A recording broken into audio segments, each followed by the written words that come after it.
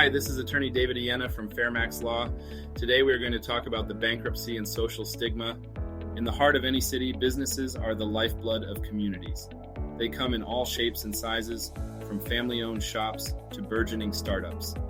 But beneath the surface of success lies a different reality, the possibility of bankruptcy.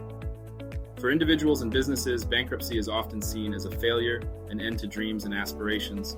But what truly weighs them down isn't always financial ruin. It's the societal stigma that accompanies bankruptcy, a label that can be just as damaging as any balance sheet. Stigma can perpetuate a cycle of hardship, preventing recovery. Individuals who file for bankruptcy often face judgment from peers and family, and businesses can lose customers and face difficulty securing credit in the future. The emotional toll of bankruptcy can be immense.